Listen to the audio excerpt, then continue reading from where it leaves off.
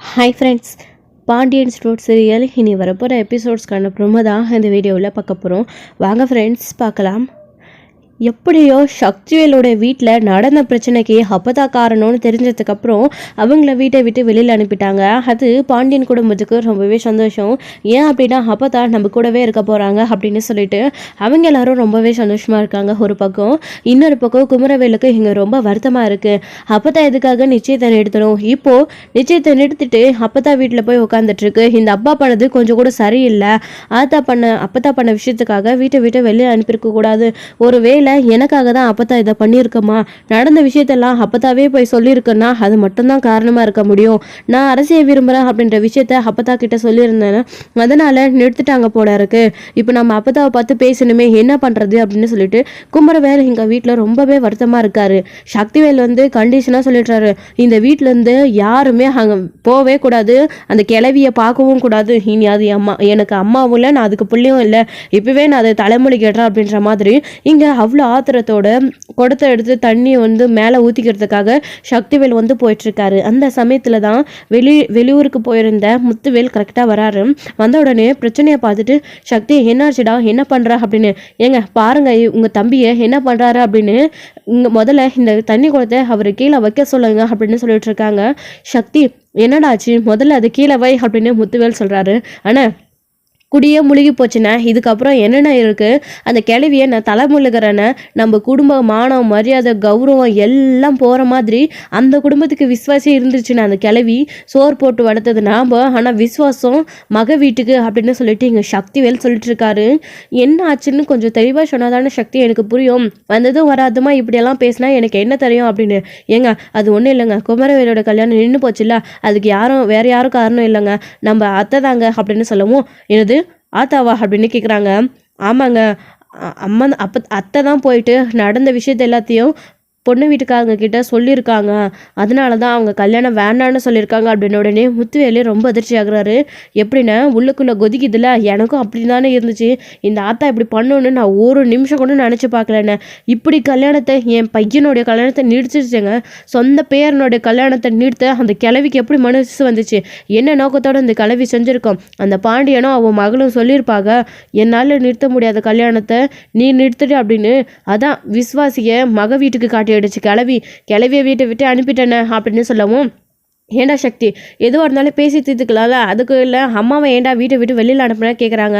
அண்ணா இவ்வளோ நடந்ததுக்கப்புறமா அந்த கிளவி இங்கே இருக்கணுமா, அந்த கிளவி சொன்ன ஒவ்வொன்றத்தையும் நம்ம பொறுத்துக்கிட்டோம், எதுக்கு எடுத்தாலையும் மக வரணும், மக வீட்டுக்கு போகணும், மகளை நீங்கள் எல்லாரும் கூப்பிடணும், அவங்கக்கிட்ட பேசணும்னு எப்போ பார்த்தாலும் மக குடும்பத்துக்கு சாதகமாகவே பேசியிருந்தது கிளவி, இப்போ எதுக்கு நம்ம வீட்டுக்கு தேவையில்லைண்ணே, போய் மொத்தமாக வேணும்னா அங்கேயே உட்காந்துக்கிட்டோம், வீட்டை விட்டு துரத்தி விட்டாச்சு, அங்கே தான் போய் உட்காந்துட்ருக்க அந்த கிளவி, அதை விட்டால் போகிற வேற எங்கே அதுக்கு நாதி அப்படின்ற மாதிரியெல்லாம் இங்கே சக்திவேல் பேசுகிறாரு. சக்தி நீ ரொம்ப அதிகமாக பேசுகிறாடா அப்படின்னு முத்துவேல் சொல்லிட்டு இருக்காரு. ஏங்க இதே தாங்க நானும் தம்பிக்கு அத்தனை தடவை படித்து சொன்னேன், ஆனால் சொல்ல கேட்காம அத்தையை வீட்டை விட்டு அனுப்புறது மட்டும் இல்லாமல் இப்போ பாருங்க கிளவி செத்து போட்டோம் அப்படின்னு சொல்லி தலை முழுகிட்டு இருக்காருங்க அப்படின்னு சொல்கிறாரு. என்னடா பண்ணுற சக்தி, வேணா விடுடா, முட்டாள்தனமாக பண்ணிட்டு இருக்காது அப்படின்னு. நல்லா சொல்லுங்கள் பெரியப்பா, எதுக்காக ஆத்தா அப்படி பண்ணிச்சுன்னே தெரியல, தேவையில்லாமல் அப்பா கோவப்பட்டா அப்பத்தா வீட்டை விட்டு வெளியில் அனுப்பிடுச்சு அப்படின்னு. டேய் இதுக்கு மேலே அப்பத்தான் யாராச்சும் உறவு கொண்டாடிட்டு ஆத்தாளை பார்க்கணும் அத்தையை பார்க்கணும்னு அந்த வீட்டுக்குள்ளே போனீங்க, அவ்வளோதான் மரியாதை கிடக்காது. யார் அந்த வீட்டில் அந்த கிளவியை பார்க்க போகிறீங்களோ அப்போவே எல்லாரும் இந்த வீட்டை விட்டு கிளம்பிடணும், அந்த கிளவி கூடவே அப்படின்ற மாதிரி சக்திவேல் சொல்லிட்டு அந்த குடத்தை தம்முன்னு கீழே தூக்கி போட்டுட்டு அவர் பாட்டுக்கு உள்ளே வேகமாக போயிடுறாரு. ஏங்க நீங்கள் ஊருக்கு போயிட்டு வரதுக்குள்ளே என்னென்னமோ நடந்து போச்சு, ஆனால் அத்தை ஏன் தான் அப்படி பண்ணாங்கன்னு இது வரைக்கும் புரியலைங்க அப்படின்ற மாதிரி இங்கே மாரியும் வடிவும் சொல்லிட்டு இருக்காங்க முத்துவேல் கிட்ட. அப்புறம் முத்துவேலும் கொஞ்சம் பேசிக்கலாம் நடுங்க எல்லாரும் உள்ள முதல்ல அப்படின்னு சொல்லிட்டு அவங்க பாட்டுக்கு உள்ளே போயிடுறாங்க. இங்கே அப்பத்தா எல்லாத்தையும் ஜன்னல் வழியாக பார்த்துட்டு ரொம்ப வருத்தப்பட்டு அழுகிறாங்க. அதை பார்த்து அரசியும் என்னாச்சு அப்பத்தா, ஏன் எதுக்காக அழுதுட்டுருக்கீங்க அப்படின்னு. பாத்தியா என் மாவன் என்னை வீட்டை விட்டு வெளியில் அனுப்புறது மட்டும் இல்லாமல் என்னை தலைமுழுகிறான்னு நின்றுட்டு இருந்தான், எப்படியோ முத்துவேல் பேசி கூட்டிகிட்டு போயிருக்கலாம், அந்த அளவுக்கு அவங்களுக்கு நான் வேண்டாதவளாக போயிட்டேன்ல அப்படின்னு. அப்பத்தா எல்லாம் சரிதான், நீங்கள் அப்படி பண்ணியிருக்கக்கூடாது, என்னதான் இருந்தாலையும் அவங்களும் உங்களுக்கு பேரன் தானே, நடந்த விஷயத்தெல்லாம் அவங்கக்கிட்ட பக்குவமாக எடுத்து சொல்லி இது எல்லாத்துக்கும் உங்களுக்கு சம்மந்தம் தான், எங்கள் பேரனுக்கு நீங்கள் பொண்ணு கொடுத்துருக்கணும்னு பொறுமையாக பேசியிருக்கணும், ஆனால் அவசரப்பட்டுட்டீங்களே, அவசரப்பட்டு நீங்கள் நிறுத்தினதுனால தான் இப்போ உங்கள் பிள்ளைகள்லாம் உங்கள் மேலே கோபமாக இருக்காங்க, ஏன் அப்படி பண்ணீங்க, நீங்கள் இந்த கல்யாணத்தை நிறுத்தணுன்னெல்லாம் அப்படி சொல்லியிருக்க மாட்டீங்களே, இல்லை அந்த நோக்கத்தோடய தான் சொன்னீங்களா? உங்கள் பேர வாழ்க்கை நல்லா இருக்கணும்னா நடந்த விஷயத்த நீங்கள் பொண்ணு வீட்டுக்காரங்க கிட்ட சொல்லாமலே இருந்திருப்பீங்க. ஏன்னா அவர் பண்ண காரியத்துக்கு அவருக்கு பொண்ணு கொடுக்குறதே பெரிய விஷயம். நீங்கள் ஏன் சொன்னீங்க அப்படின்னு அரசி டவுட் வந்து சந்தேகமாக தனியாக கேட்குறாங்க. அப்போ தான் இருந்துக்கிட்டு, நான் உங்ககிட்ட மட்டும்தான் இந்த விஷயத்த பற்றி சொல்வேன், நீ யார்கிட்டையும் சொல்லக்கூடாது, உன் மனசுக்குள்ளே இந்த விஷயத்த நீ பூட்டி வச்சுக்கணும், சரியா அப்படின்னு அப்போ தான் சொல்கிறாங்க. என்ன ஆமாச்சு, ஏன் ரொம்ப பயந்துட்டு இப்படி பேசுகிறீங்க, எதுக்காக அப்படி சொன்னீங்க அப்படின்னு கேட்கவும், குமரவேலு உன்னையே மனசில் நினச்சிட்டு இருக்காமா, அவனுக்கு வேறு ஒரு பொண்ணை கல்யாணம் பண்ணிக்க சுத்தமாக விருப்பம் இல்லை. கூறுகட்டத்தனமாக அவன் உன்னை என்னென்னமோ பண்ணிட்டான், தப்பு தான், இல்லைன்னு சொல்லலை.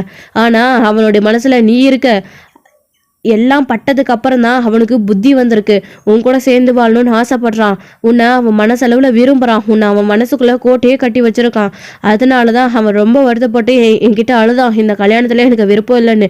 வேற வழி இல்லாமல் நானும் இப்படி பண்ணிட்டேன். ஏம்மா சொல்கிறேன்னு தப்பாக நினச்சிக்காத, உனக்கு குமரவேலு மேலே ஆசை இருக்கா அப்படின்னு உடனே அரசிக்கு என்ன பண்ணுறதுன்னே தெரியல. அப்பத்தோடைய முகத்தையே பார்த்துட்டு இருக்காங்க. அப்போதான் அது வந்து அப்படின்னு, சரிம்மா சரி, அதெல்லாம் கேட்டு உன்னோட மனசை கஷ்டப்படுத்த விரும்பல. அவன் உன் மனசுல இருக்கானோ இல்லையோ தெரியல, அவனுக்கு உன்னை விட்டா வேற யாரையும் பிடிக்கல, கல்யாணம் பண்ணிக்கணும்னு தோணல. அதனால தான் நான் இப்படி பண்ணிட்டேன். இந்த விஷயத்த மட்டும் வீட்டில் யாருக்கிட்டையும் சொல்லிடாதம்மா.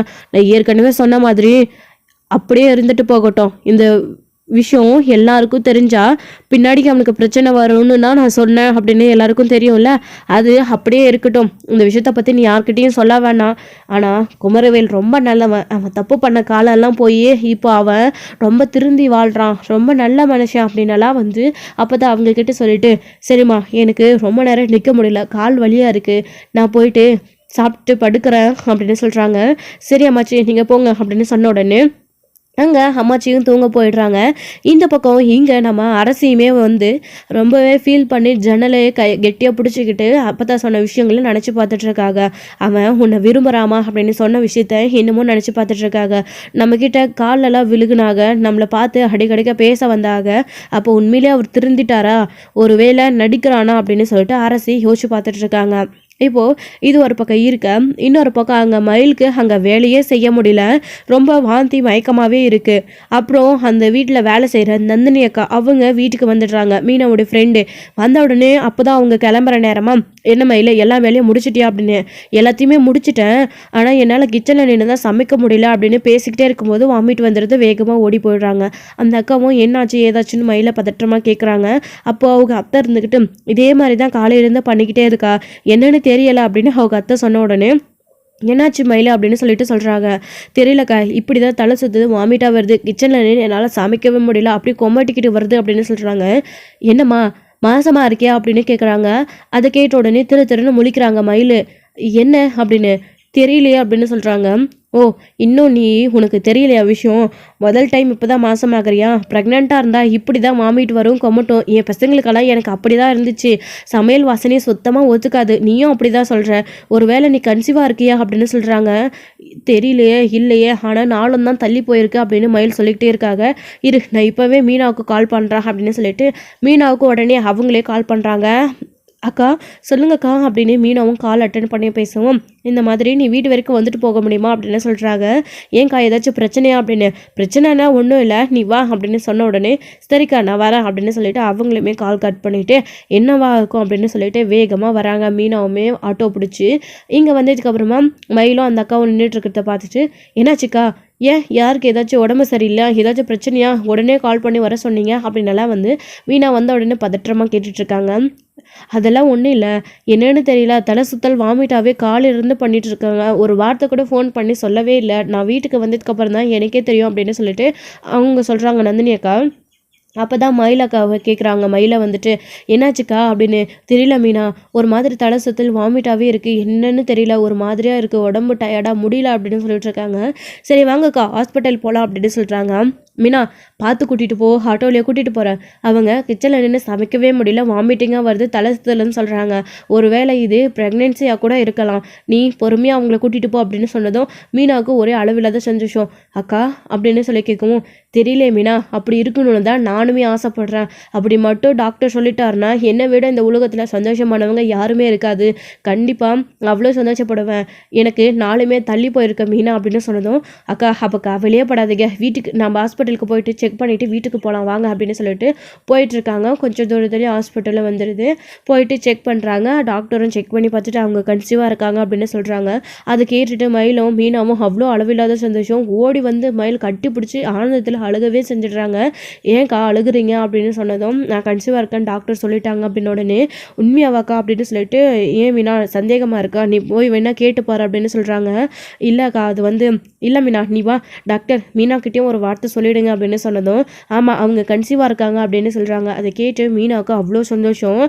அக்கா அக்கா நீங்கள் உங்கள் சரவணன் மாமா கூட சேர்ந்து வாழ்கிறதுக்கான வழி கிடச்சிடுச்சு அப்படின்னு சொன்ன உடனே அவங்களுக்குமே அவ்வளோ சந்தோஷம். இந்த விஷயத்தை பற்றி நீங்கள் எப்படியாச்சு அவர்கிட்ட சொல்லிவிடுங்க, நான் அவரை கோயிலுக்கு வர சொல்கிறேன் அப்படின்னு சொல்கிறாங்க. சரி மீனா, நாளைக்கு நீ எப்படியாச்சும் அவரை வர சொல்லிவிட்டு இந்த விஷயத்தை பற்றி அவர்கிட்ட சொல்லணும் அப்படின்னு, அதுக்கு முன்னாடி உங்கள் வீட்லேயும் விஷயத்த சொல்லிவிடுங்கக்கா அப்படின்னு சொல்கிறாங்க. சரி மீனா வீட்டுக்கு போகலாமா அப்படின்னு சொல்லிட்டு வீட்டுக்கு போயிட்டுருக்காங்க. வீட்டுக்கு போன உடனே அவங்க அம்மா வெயிட் பண்ணிகிட்ருக்காங்க, உட்காந்து காய்கறி நசுக்கிக்கிட்டு சுடர் படிச்சிட்ருக்காங்க. அவங்களுடைய அப்பாவும் இருக்காங்க. என்ன வர நேரம் இதுதானா, வேலையை செஞ்சுட்டு சீக்கிரமாக வர தெரியாது, எப்பயுமே சீக்கிரமாக தானே வரவ, எங்கே போய் ஊர் சுற்றிட்டு வர அப்படின்னு கேட்கவும், அப்பா அம்மா ஒரு நிமிஷம் எந்திரிங்க அப்படின்னு சொல்கிறாங்க. எனக்கு அம்புட்டு வேலை இருக்குது, அது எல்லாத்தையும் விட்டுப்புட்டு இங்கே இப்போ என்ன எந்திரிச்சு நின்றுக்கிட்டு அப்படின்னு சொல்கிறாங்க. அப்பா நீங்கள் நில்லுங்கப்பா, ஒரு முக்கியமான விஷயம் சொல்லணும், சந்தோஷமான விஷயம் சொல்லணும் அப்படின்னு சொல்கிறாங்க.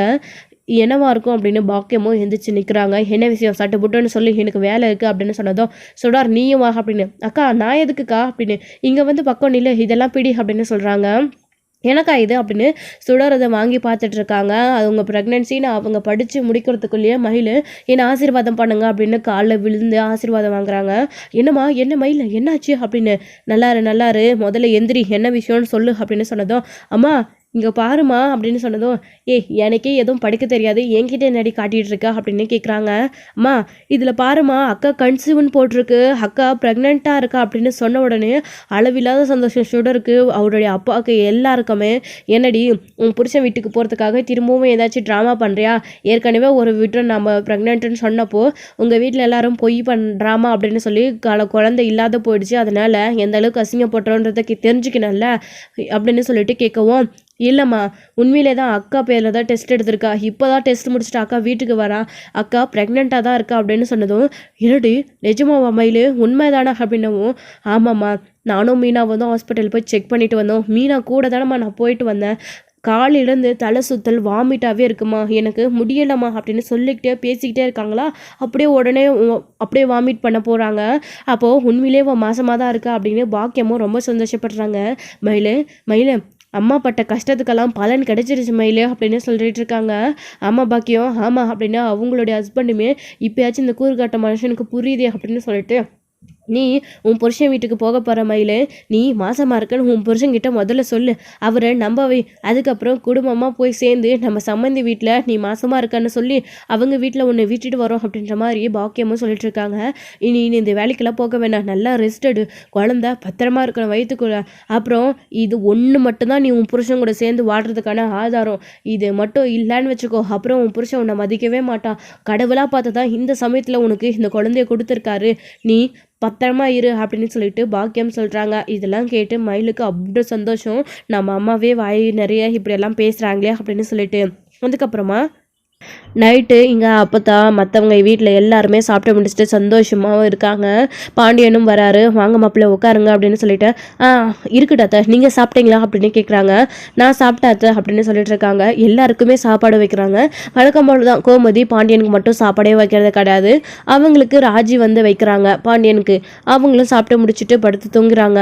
அப்போது உள்ள ரூமுக்குள்ளே போயிட்டு எல்லாரும் தூங்கும்போது அப்போத்தா கோமதியை பார்த்து கேட்குறாங்க, ஏன்டி உனக்கும் மாப்பிள்ளைக்கு ஏதாச்சும் பிரச்சனையா அப்படின்னு. ஏம்மா ஏன் அப்படி கேட்குற அப்படின்னு.